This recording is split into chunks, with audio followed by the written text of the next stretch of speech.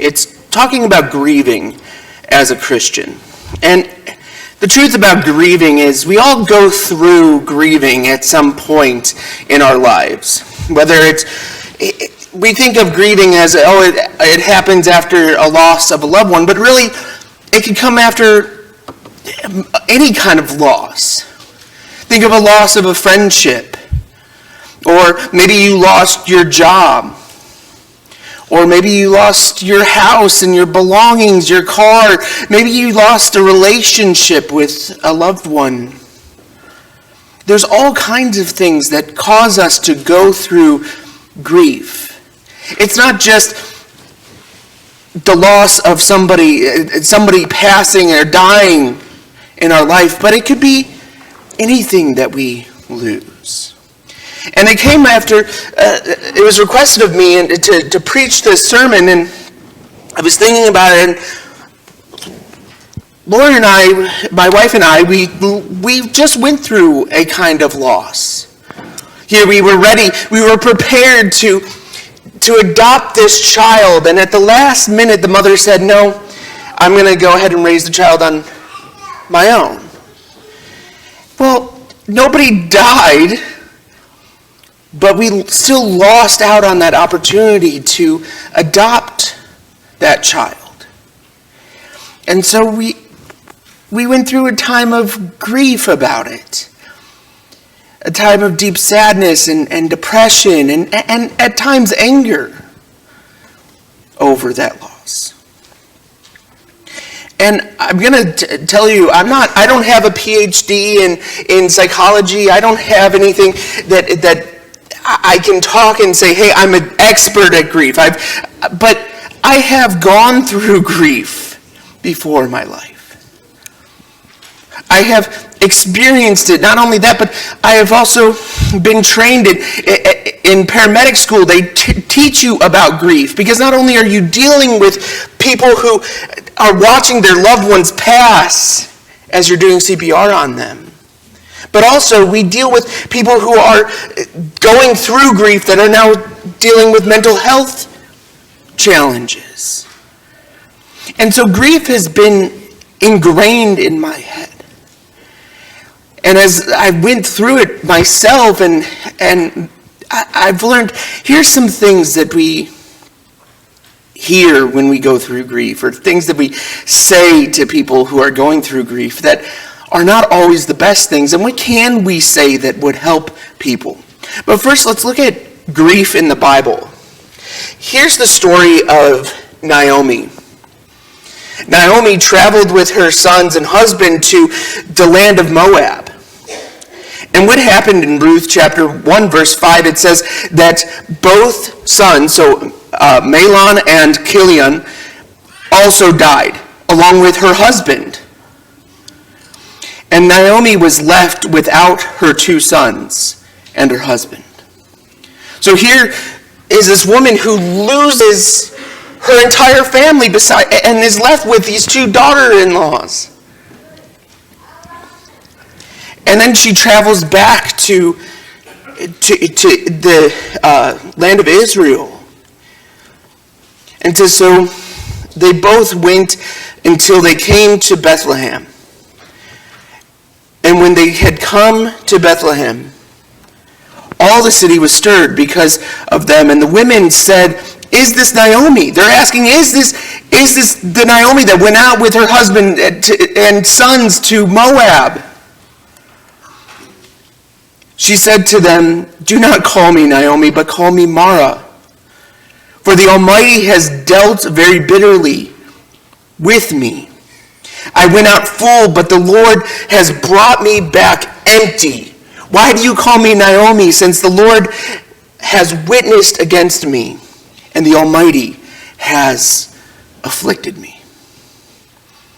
That word Mara, which she wants to be called, means bitterness. She wants to be called bitterness. Why? Because she has lost everything. And she has no more reason to be joyful. And so we see that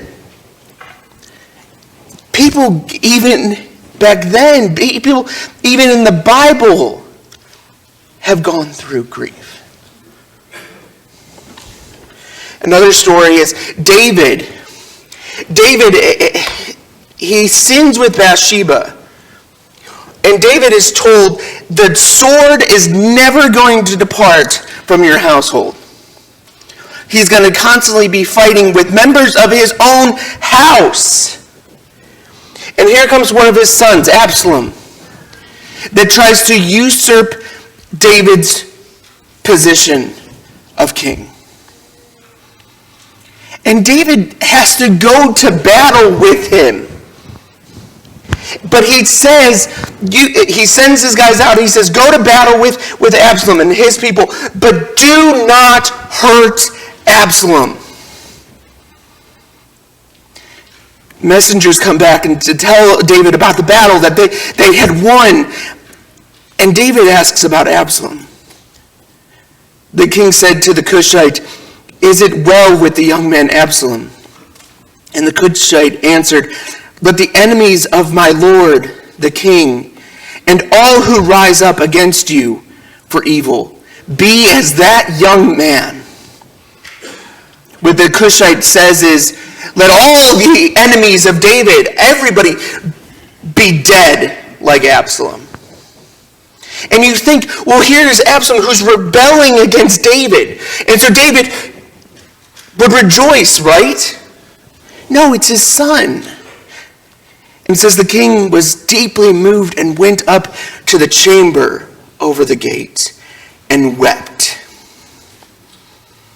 And thus he said as he walked, O my son Absalom, my son Absalom, would I had died instead of you, O Absalom, my son, my son. That's how deeply David's moved. He wants to take the place of his son. He'd rather have died himself than had Absalom been killed.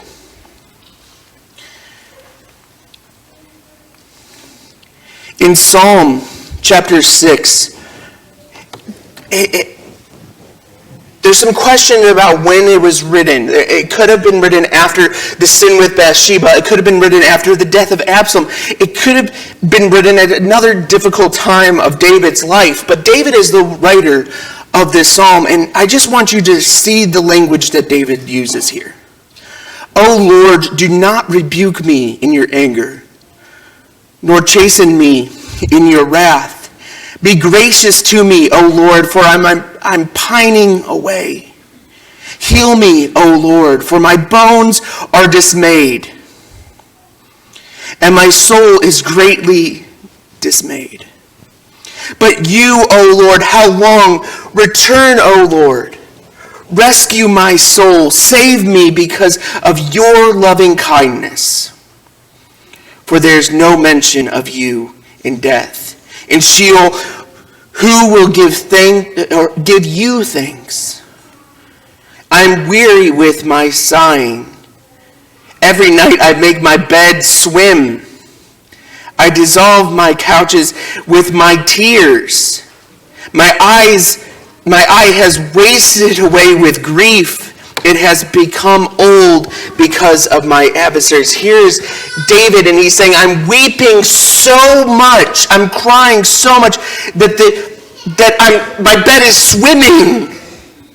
That's figurative language, of course. Nobody can cry so much that they create a pool in their house, but that is what David is saying, that I'm weeping so much.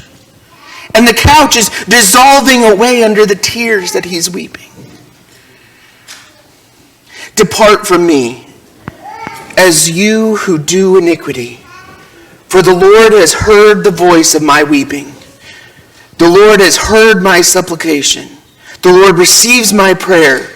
All my enemies will be ashamed and greatly dismayed. They shall turn back. They will suddenly be ashamed. Psalm 6, 1 through 10. We see David is mourning, whether that's after the loss of Absalom, or after the loss of the child with Bathsheba, or just another difficult time in David's life. But he's mourning, he's weeping. He's greatly distressed. Another story, another account in the Bible. When Jesus therefore saw her weeping, and the Jews who came with her also weeping, he was deeply moved in the spirit, and was troubled, and said, "Where have you laid him?" They said to him, "Lord, come and see." And the next verse is the shortest verse in the entirety of the Bible, and one that we should all have memorized. It's Jesus wept. Jesus saw the pain that all these people were going through after the death of Lazarus, and he sympathized with their pain, and he wept for their pain. There's a lot of people that ask, well, why did Jesus weep? Because he knew what was going to happen next. He knew that he was going to raise Lazarus. He wept because he saw everybody's pain and suffering.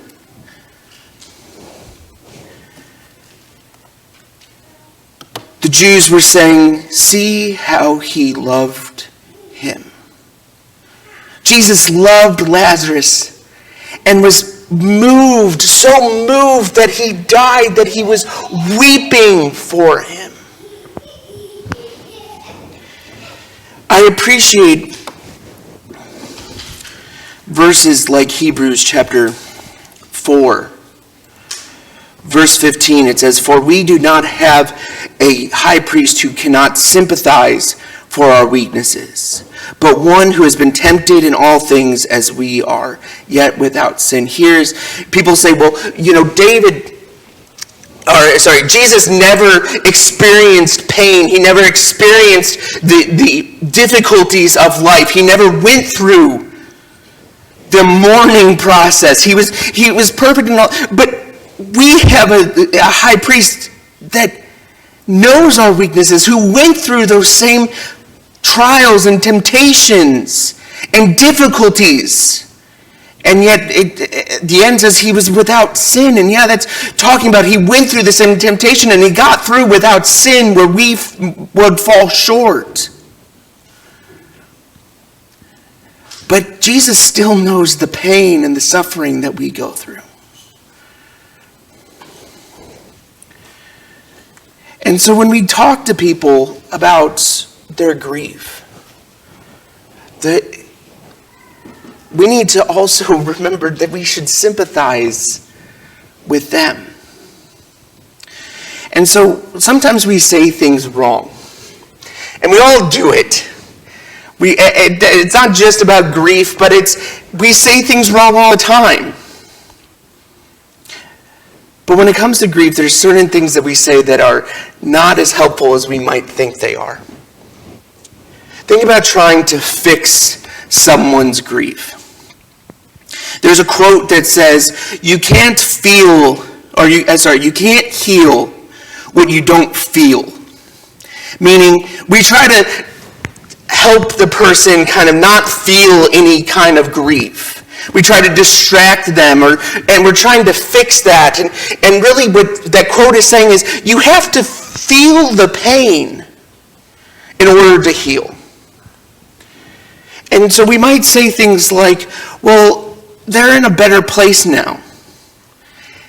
And what's sad about, what's wrong about that is saying that is, okay, yeah, that's true.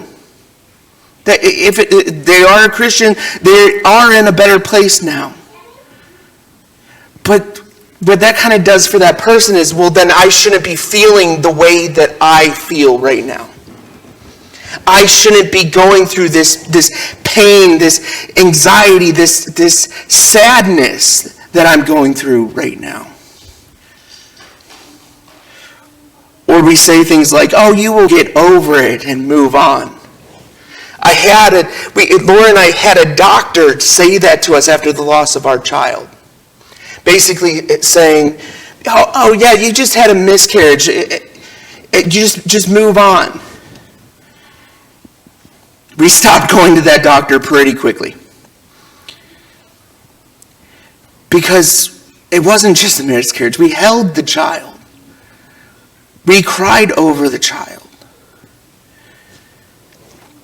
Or we say things like, this too shall pass. Again, true. It will get easier. It will get easier to deal with, to cope with. But the thing about the loss of somebody, or the loss of a job, or of a house, or belongings, or friendship, or relationship, is you don't ever quite get over it. And some days are way better than others, and then other days you're down in the dumps for the entirety of the day. And so you learn to just simply cope with that. You learn to cope with the loss and grief little by little, where it gets easier and easier and easier, but you never quite get past it. The other thing is putting a time frame on grief. We might have said things like, well, it's been a year. Don't you think you should be over it by now? Or don't you think that you should have moved past this by now?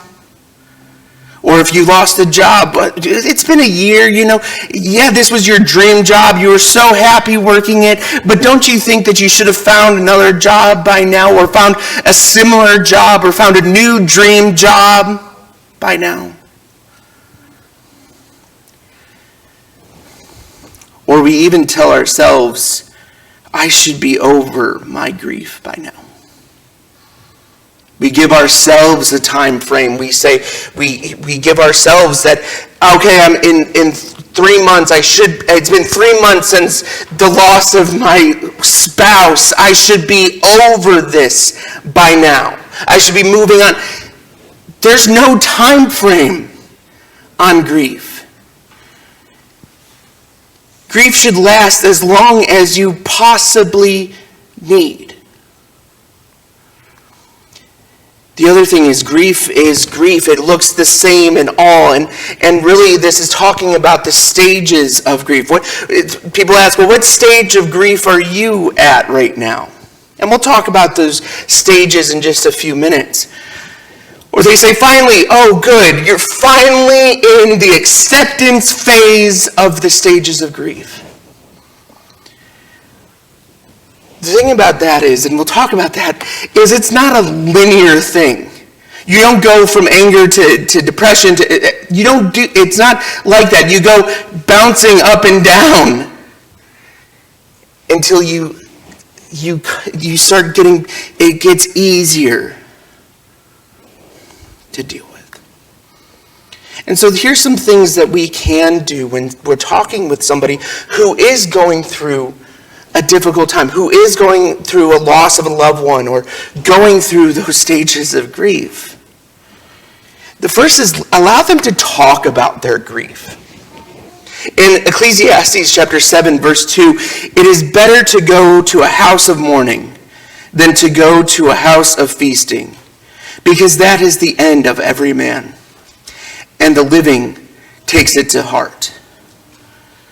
Why? Well, yeah, I'm all for parties. I'm all for let's go hang out and celebrate and let's go bowling and all this. But there's times where it's better to go to that house of mourning. Why? Because you talk about the one that was lost. You talk about the one that's passed on to the next life.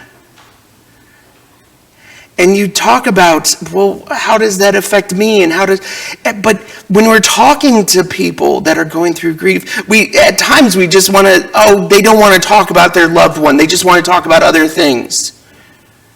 No, that's not the case. And really it helps them heal easier if they're able to talk about the ones that they're missing. Romans chapter 12, verse 15, rejoice with those who rejoice, but weep with those who weep. It might be a little uncomfortable to talk to people who are going through grief. And they might start crying. But guess what? That's okay. Because they're starting the healing process. Encourage them and fulfill their needs. 1 Thessalonians 5, verse 11, therefore encourage one another and build up one another, just as you also are doing. Romans chapter 12, verse 13, contributing to the needs of the saints, practicing hospitality. We're to be hospitable to each other, to look after, to care for the needs of each other. And think about somebody who just has lost their spouse and has kids and has a job and they might need a babysitter.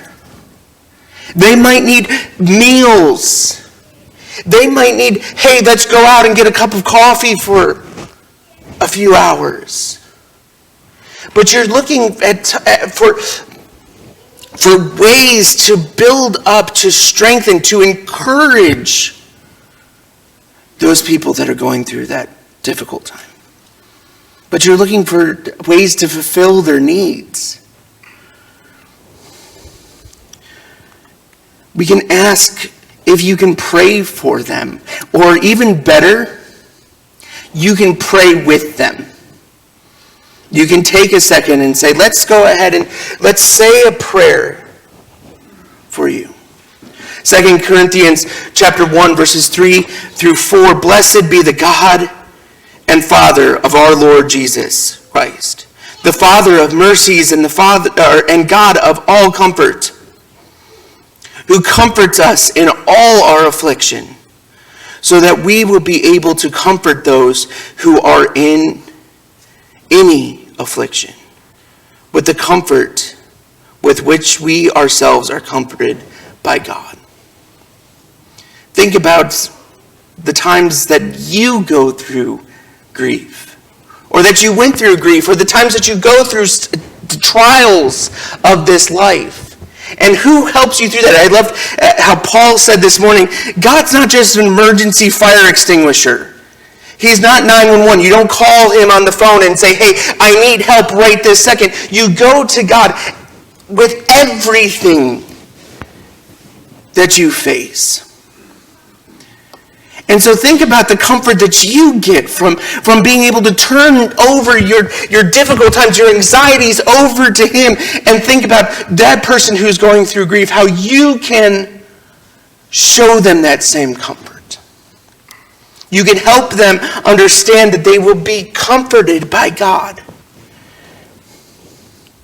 Galatians chapter 6, verse 2, bear one another's burdens and thereby fulfill the law of Christ.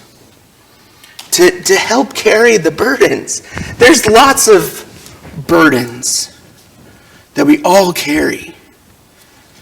And so be looking out for ways that you can help somebody through their grief, their trials. Help them carry that burden.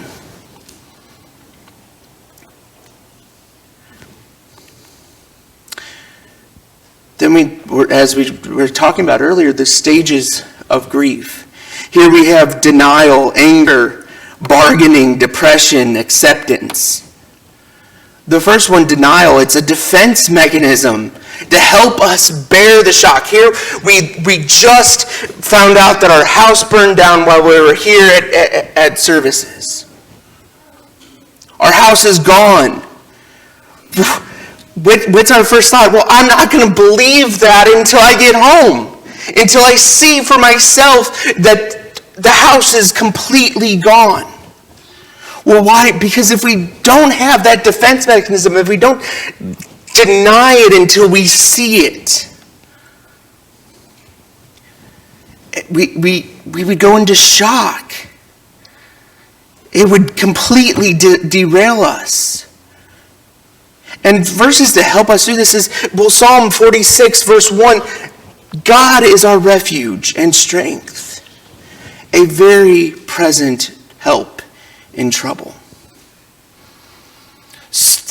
I'd like in Nehemiah, Laura and I were just talking about Nehemiah this morning and how he hears the trouble that's going on back in Jerusalem, and he prays to God. And then he knows that he's going to go before the king and ask him, can I go back to Jerusalem to help build the wall there? But first, what does he do? He prays. He turns over that need to God, and he says, help me as I'm going before the king. Help me in what I'm about to do.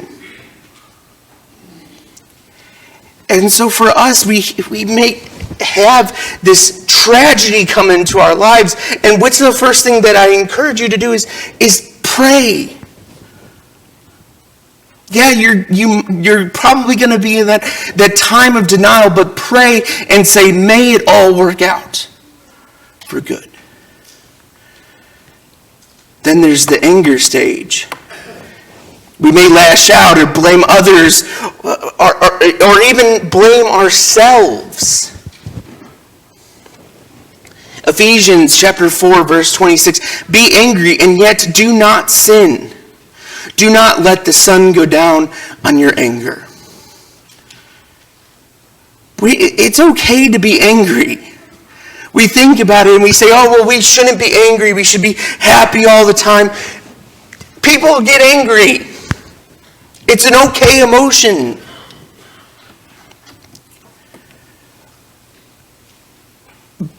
But we can't let that lead to sin. I think about when we came, after the loss of our daughter, we came back to Washington to do a little memorial service for her in the Monroe Church building. And at that point, flying out we were in Ohio, we flew out to Washington. On the way, I got angry. And I texted my best friend at the time and I said, I just want to hit something. I just want to blow something up. And he said, let's go skeet shooting. And we went out and we shot shotguns for a couple hours and late at night even. But what did it do for me? It got that anger out in a way that wasn't, hey, I'm going to punch holes in my wall or scream at my kids or whatever the case was. It was a healthy way of getting that anger, that tension out of my system. Now, a few days down the road, as we talked about, it's not a progressive thing. I didn't go from anger to bargaining. A few days later, I went right back into anger, and I was angry again. But I looked for another healthy way to relieve that anger. We have bargaining, wanting to trade or reason to resolve the grief. I would, as David did, I'd rather it be me that died rather than Absalom. Ephesians chapter 5, verse 17. So then do not be foolish, but understand what the will of the Lord is. For whatever reason, this may be part of God's plan for you. You may be going through this difficult time. You may be going through this loss of a loved one in accordance to God's will. Again, to not just talk about me, but when we lost our daughter, I was not in a great place. And it took that loss to get me back on track. I was drinking, I was using foul language, I was doing all kinds of things. I was not attending church full time. And I used the excuse of, well, I have to work on Sundays. I was not doing the right things. And the loss of my daughter made me realize I got to get back on track. And it was a slow process. It wasn't an immediate thing. had to register. I had to get through the grief, the pain that I was feeling. But it got me back to the point where I realized I got to be doing what God wants me to do.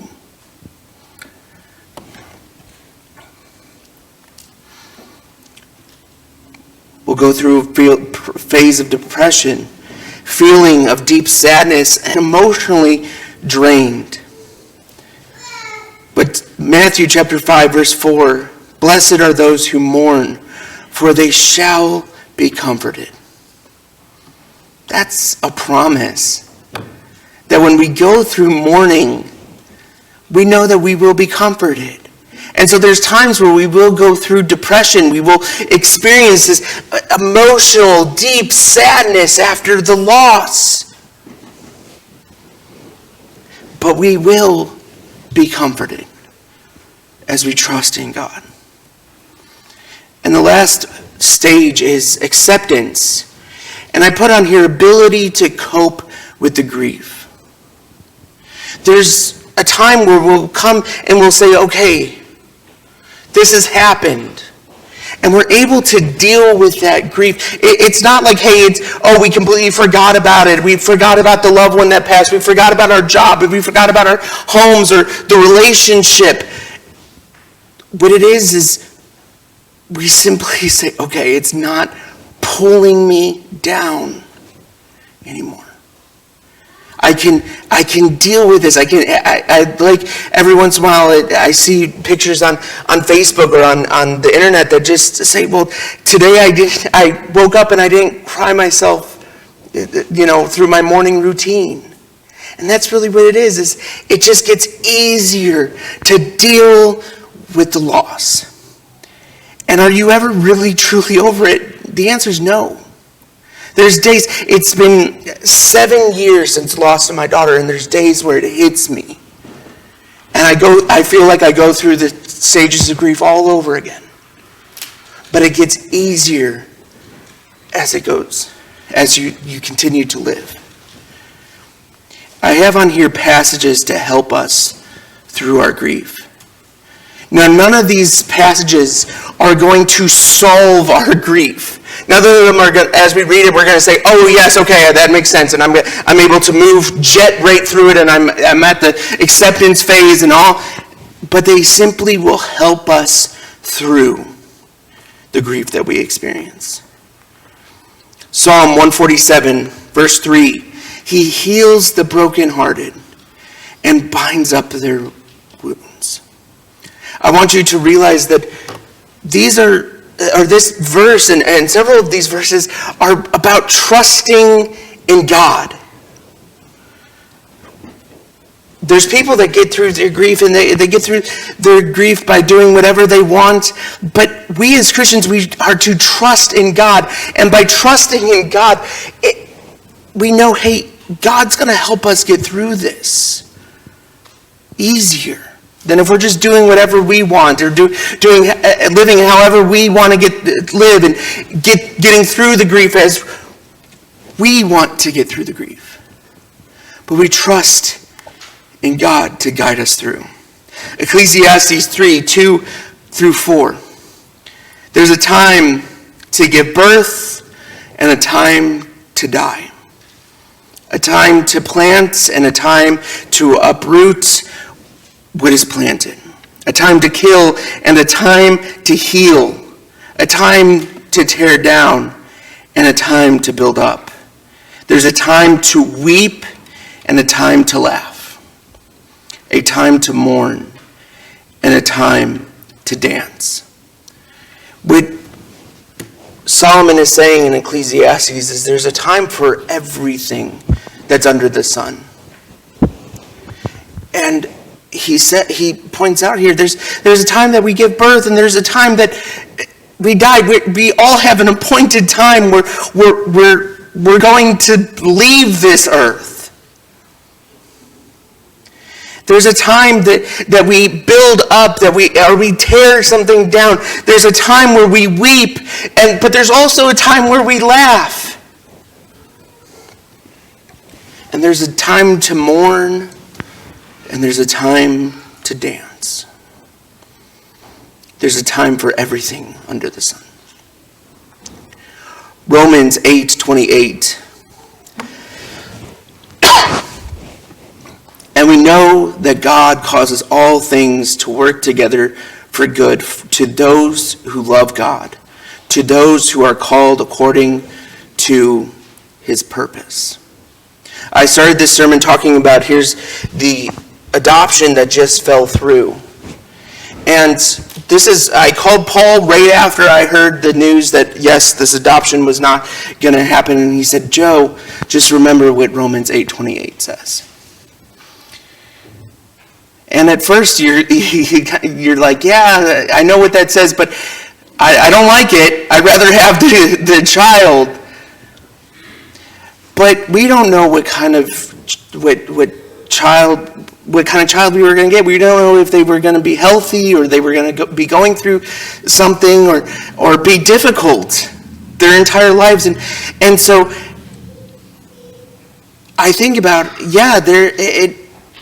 God does cause all things to work together for good. And now as I look at it, we just got matched with another family, with another mother and we're looking to adopt her child. And that's in 5 weeks. We should be bringing home another baby boy. And so this one seems to be way healthier than the other one. It seems to be a better situation. We met the mother and everything seems to be better. And so I look back at this verse and I say, yeah, God does cause all things to work together for good. I don't know. I still don't know if the child's going to be perfectly healthy or be going through some difficulties. I don't know. But all I know is that this seems like a better situation than the last one was. And I leave you with this verse. I have this verse up on my wall at home. Or at least I did. I think that since we moved, it got taken down. But I mean to put it back up eventually. Revelation 21, verse 4. And he will wipe away every tear from their eyes. And there will no longer be any death. There will no longer be any mourning or crying or pain. The first things have passed away. This isn't just a nice verse. This is a promise.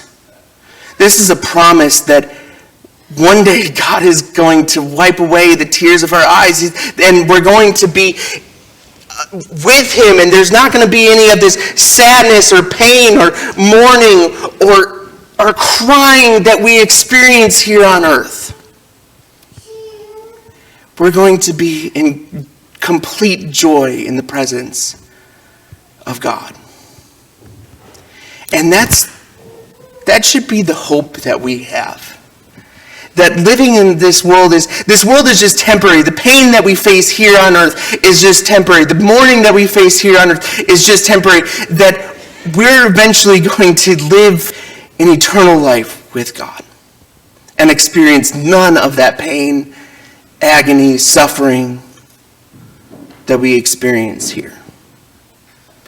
And so I ask, if you're ready to obey the gospel, if you're ready to have that hope within you as well, and be able to know, yes, one day I'm going to be with God in heaven, and you're ready to make that commitment, you're ready to be baptized for the remission of sins and to be added to the body of Christ. Don't delay, but come forward as we stand and sing number 22, All the Way My Savior Leads Me.